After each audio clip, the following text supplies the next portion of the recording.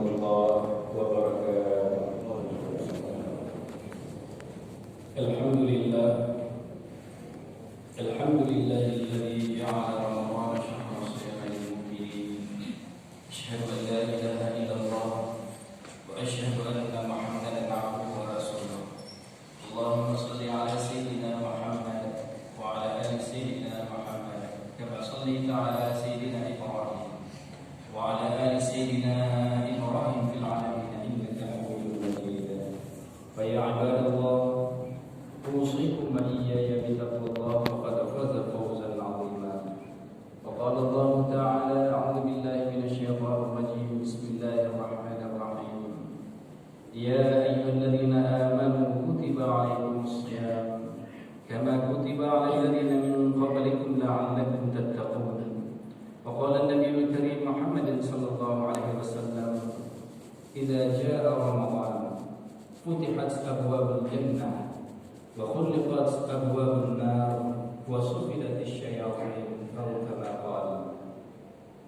Hadirin, ayah, bunda, adik-adik, semua kita yang mengharapkan ridha Allah Subhanahu wa taala pada bulan yang penuh dengan keberkahan ini. Melalui mulut Nabi sallallahu alaihi wasallam, Nabi telah memberikan kabar gembira kepada kita. Laqad ja'akum syahrun 'azim. Telah datang kepada kalian bulan yang penuh dengan keagungan. Syahrul Mubarak, bulan yang penuh dengan keberkahan. Bulan yang tidak sama nilainya setiap amal ibadah, setiap amal soleh yang kita kerjakan pada bulan Ramadan ini berbanding dengan bulan-bulan yang lain. Keistimewaan sejak dari malam pertama kita sudah mendengarnya daripada guru-guru kita.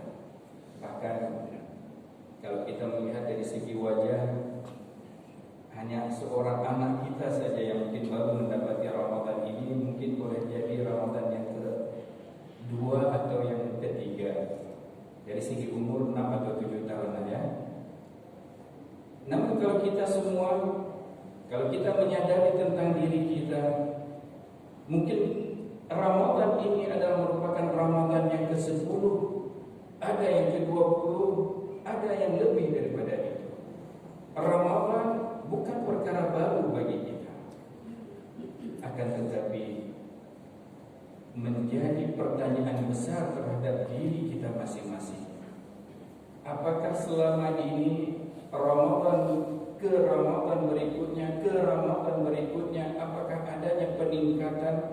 Sedangkan ilmu sudah begitu banyak yang kita dengar, sudah begitu banyak yang telah kita pelajari, sudah betapa banyakkah amalan-amalan setiap ilmu yang kita dengar itu di dalam kehidupan seharian kita. Karena Ramadan, kalau kita ingin berbincang tentang Ramadan, tidak akan pernah habis-habisnya keistimewaan demi keistimewaan yang Allah Subhanahu wa taala berikan pada bulan Ramadan ini. Maka tanamkanlah azam, tekad di dalam diri kita masing-masing. Jadikanlah Ramadan ini adalah merupakan peluang terbesar bagi kita untuk mengumpulkan sebanyak-banyaknya nilai pahala di sisi Allah. Jadikanlah Ramadan ini Ramadan yang terbaik daripada Ramadan sebelumnya. Dan jadikanlah Ramadan ini mungkin saja adalah Ramadan yang terakhir untuk kita. Kita diajarkan oleh guru kita, Allahumma barik lana fi Sya'ban wa ballighna Ramadan. Itu adalah merupakan keinginan iman setiap hamba Allah ketika kita masih berada di bulan Sya'ban. Ya Allah, berkatilah kami pada bulan Sya'ban dan sampaikanlah, hidupkanlah, sehatkanlah kami pada bulan Ramadan. Yang menjadi tujuan utama adalah agar Allah menghidupkan kita pada bulan Ramadan. Karena bulan ini adalah merupakan bulan di mana Allah memberikan bonus-bonus pahala terhadap hamba-hamba Allah. Kemuliaan ini karena kemuliaan baginda Nabi Muhammad SAW. Kita yang mengaku menjadi umat Nabi Muhammad, sejak dilahirkan menjadi umat Nabi Muhammad SAW. Kemuliaan Ramadan ini sebabkan kemuliaan baginda Nabi. Kita hanya menumpang percikan kemuliaan baginda Nabi SAW. Allah Subhanahu wa taala pada bulan Ramadan ini yang khususnya Allah berikan hanya untuk umat Nabi Muhammad sallallahu alaihi wasallam. Di dalam kitab Tanbihul Ghafilin oleh seorang ulama yang bernama Imam Abu Laith Al-Samarqandi mengisahkan, ketika Allah Subhanahu wa taala mendatangkan Ramadan, bukan hanya penduduk bumi yang merasa gembira, bahkan penduduk langit pun mereka menjadi begitu gembira dan gembiranya. Bahkan bidadari-bidadari syurga Allah Subhanahu wa taala memberitahukan bulan Ramadan, malam Ramadan telah tiba, maka mereka pun merasa, ya Allah, kenapa tidak Kau jadikan sepanjang tahunnya Ramadan? Karena keagungan Ramadan. Apa yang menyebabkan Ramadan ini begitu istimewa? Baginda Nabi sallallahu alaihi wasallam melalui mulut baginda Nabi sallallahu alaihi wasallam telah memberitahukan kepada kita, Ramadan adalah merupakan bulan pengampunan bagi umat Nabi Muhammad sallallahu alaihi wasallam. Selain pada bulan Ramadan, kita telah dikenalkan dengan berbagai macam tempat yang mustajab doa. Ada waktu yang mustajab doa, ada hari yang mustajab doa. Di antara waktu-waktu yang mustajab doa, Nabi memerintahkan kepada kita agar memperbanyakkan istighfar, mohon ampunan kepada Allah Subhanahu wa taala agar kita dapat pengampunan dari dosa-dosa dan dosa yang kita kerjakan. Itu di antaranya adalah baina azanain, antara azan dan iqamah. Maka antara azan dan iqamah ini banyakkan berdoa, Allahumma gfirli, Allahumma gfirli, Allahumma gfirli dhunubi wa liwalidayya, dan banyakkan istighfar kepada Allah Subhanahu wa taala. Kemudian qabla subuh tadi, ketika kita bangun sahur, ini ada waktu rahasia yang begitu istimewa dinamakan dengan waktu sahar. Allah mengabadikan di dalam Al-Quran, wabil ashari hum yastaghfirun. Ketika waktu ashar, hamba-hamba Allah, penduduk-penduduk syurga Allah di muka bumi ini, mereka mohon ampunan kepada Allah. Waktu qabla subuh, kapan lagi? Ba'da subuh hingga isyraq. Sesudah subuh nantinya sampai dengan waktu isyraq, ini adalah waktu mustajab doa. Kapan lagi? Qabla maghrib, sebelum maghrib. Ini adalah merupakan peluang di mana kita untuk merebut mohon ampunan kepada Allah Subhanahu wa taala pada hari biasa. Namun lihatlah pada bulan Ramadan, sepanjang waktu 24 jam waktu yang kita lalui, siang malam Ramadan, pengampunan kepada Allah Subhanahu wa taala kepada kita hamba-hamba Allah menjadi umat Nabi Muhammad sallallahu alaihi wasallam. Sehingga sungguh beruntung orang yang mati di dalam bulan Ramadan. Yang ini adalah merupakan cita-cita dari setiap orang yang beriman. Ya Allah, sekiranya Engkau mencabut nyawaku, ya Rabb, sekiranya Engkau ingin mencabut nyawa kami, ya Rabb, cabutlah nyawa kami pada bulan Ramadan. Ketika kami sedang tilawah, ketika kami sedang sujud dan rukuk, ya Allah, di bulan Ramadan. Kenapa? Karena di bulan ini setiap waktu 24 jam, setiap detik yang kita lalui pengampunan dan pengampunan. Apa buktinya? Nabi sallallahu alaihi wasallam bersabda, di siang hari, man shama ramadhana imanan wa ihtisaban ghufira lahu ma taqaddama min dhanbihi.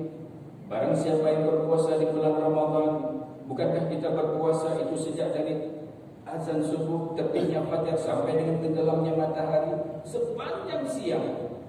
Orang-orang yang berpuasa karena Allah, mengharapkan ridha Allah, maka sungguh dia akan mendapatkan ghufira lahu ma taqaddama min dhanbi. Allah akan memberikan pengampunan terhadap dosa-dosanya. Itu pada siang Ramadan. Bagaimana dengan malamnya? Nabi sallallahu alaihi wasallam memberikan jaminan, man qama ramadhana imanan wa ihtisaban ghufira lahu ma taqaddama min dhanbi. Orang-orang yang menghidupkan malam Ramadan, qama yaqumu, mereka diri di tengah malam, mereka berdiri di malam Ramadan. Apa yang mereka kerjakan? Seperti yang kita tunaikan sekarang ini. Kita berebut berdoa untuk sholat tarawih, sholat witir, kemudian kita dengan sholat tahajudnya, dengan sholat hajatnya, dengan sholat tawbahnya, dan berbagai macam sholat sunnah yang kita kerjakan, dan berbagai macam ibadah-ibadah yang lain yang kita tunaikan. Bukankah itu bentuk dari penghidupan kita berdiri untuk membangun, menghidupkan malam-malam Ramadan? Apa yang kita harapkan? Ridha Allah. Setelah kita mendapatkan ridha Allah, apa yang Allah akan berikan kepada kita? Ghufira lahu ma taqaddama min dhanbihi. Allah akan memberikan pengampunan. siang mendapat pengampunan, malam pun mendapat pengampunan.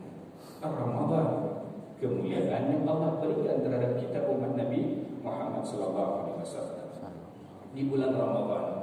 Sebagaimana janji Allah Subhanahu wa taala, as-siyam li wa ana ajzi bih, yang memberikan ganjaran pahala puasa adalah Allah Subhanahu wa taala. Berapakah nilainya?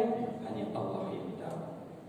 Karena kita bisa saja menipu manusia, namun Allah Subhanahu wa taala tidak akan mampu kita menipu. As-siyam junnah.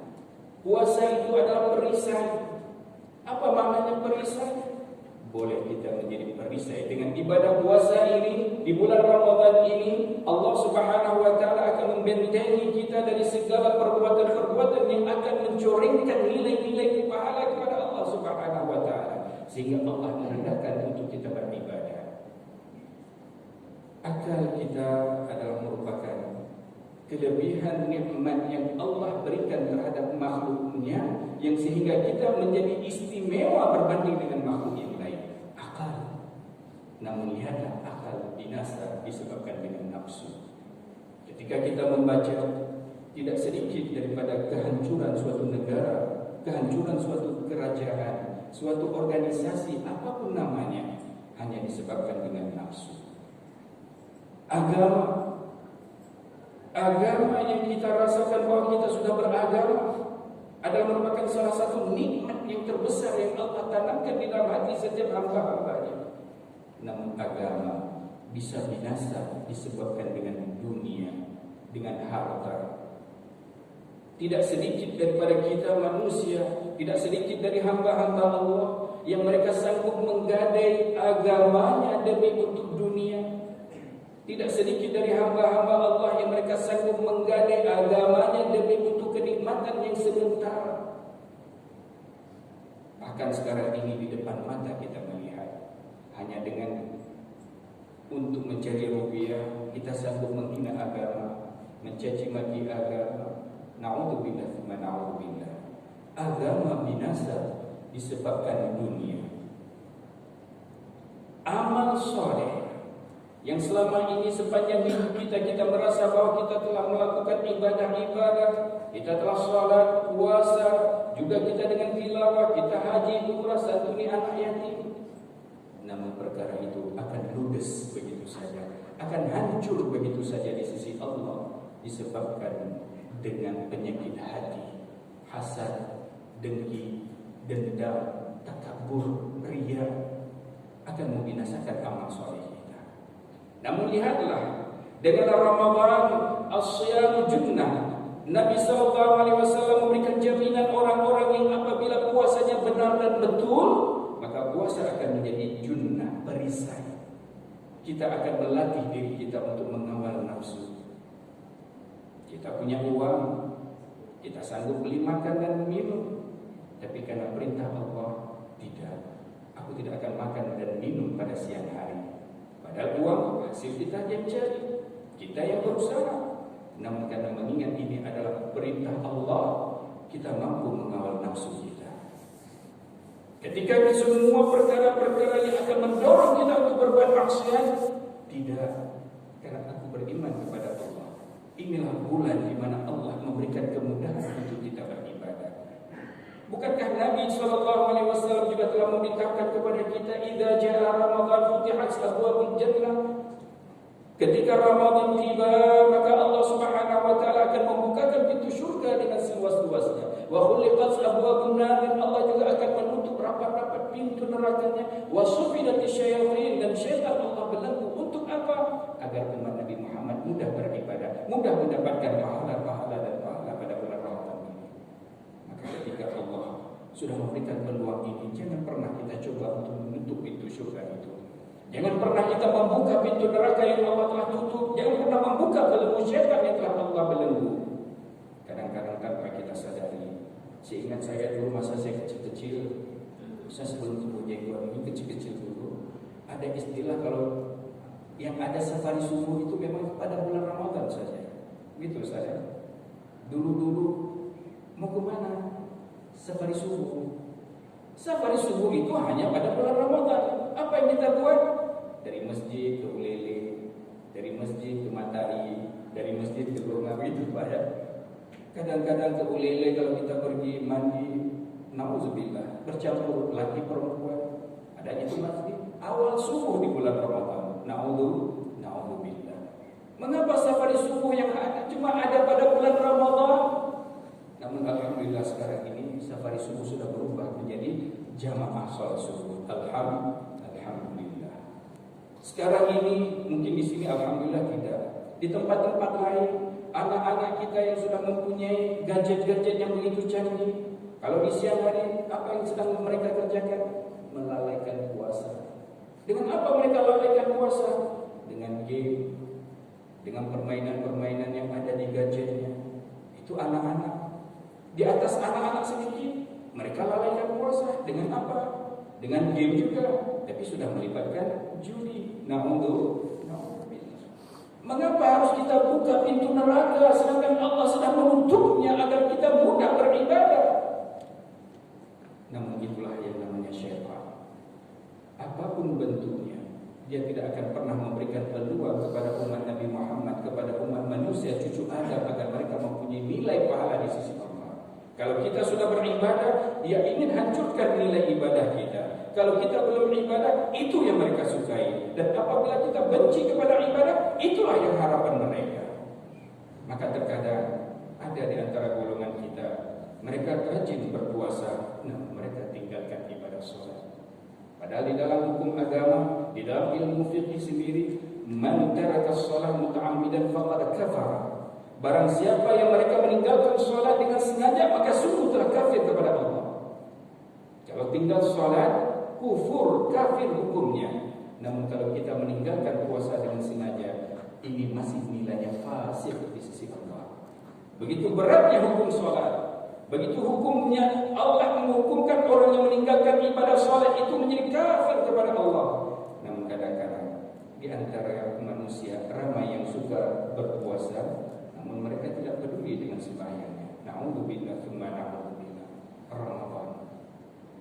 Keistimewaan Ramadan ini tidak lepas daripada apa yang telah Allah Subhanahu wa taala berikan kepada kita sebagai bentuk rahasia apabila kita ingin menjadi mulia di dunia dan mulia di akhirat. Apa itu?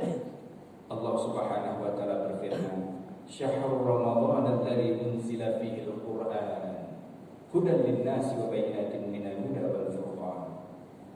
Kemuliaan demi kemuliaan yang Allah berikan pada bulan Ramadan ini adalah disebabkan Allah Subhanahu wa taala telah menurunkan di dalamnya Al-Qur'an. Maka apapun yang disandarkan dengan Al-Quran, sungguh Allah akan memberikan kemuliaan. Kemuliaan di dunia dan kemuliaan di akhirat. Malaikat Jibril alaihissalam menjadi mulia, menjadi penghulu kepada seluruh para malaikat. Apa yang menyebabkan beliau terpilih menjadi penghulu di antara seluruh para malaikat? Sebab melaluinya Allah Subhanahu wa taala mewahyukan Al-Quran kepada baginda Muhammad sallallahu alaihi wasallam. Al-Quran, Nabi Muhammad sallallahu alaihi wasallam menjadi mulia, menjadi penghulu, pemimpin kepada seluruh para nabi dan rasul di atas muka bumi ini karena kepada baginda Nabi sallallahu alaihi wasallam Allah telah menurunkan Al-Qur'anul Karim, baginda mulia. Di bulan Ramadan yang semua kita berharap agar dipertemukan dengan satu malam, yaitu malam Qadar, yang Allah telah memberikan jaminan orang-orang yang beribadah pada malam Qadar itu, yaitu nilai ibadahnya khairun min alfi syahr, lebih baik daripada 1000 bulan. Malam Qadar dimuliakan Allah disebabkan pada malam itulah Allah telah menurunkan Al-Qur'an. Malam menjadi mulia disebabkan Al-Qur'an. Bumi Makkah, bumi Madinah menjadi mulia di sisi Allah Subhanahu wa taala, merupakan bumi yang terpilih, bumi yang menjadi pilihan di sisi Allah. Maka Madinah mulia disebabkan Al-Qur'an Al-Karim. Maka sungguh beruntunglah orang-orang yang memuliakan Al-Qur'an, karena dengan memuliakan Al-Qur'an sungguh Allah akan memberikan kemuliaan kepadanya. Ramadan adalah bulan di mana kita mendidik diri kita, melatih diri kita dengan Al-Quran. Jangan pernah merasa malu ketika kita belum bisa dengan Al-Quran. Teruslah belajar dan teruslah belajar. Karena ingat, apabila kita mengabaikan Al-Quran, Allah pasti akan bertanya kepada kita.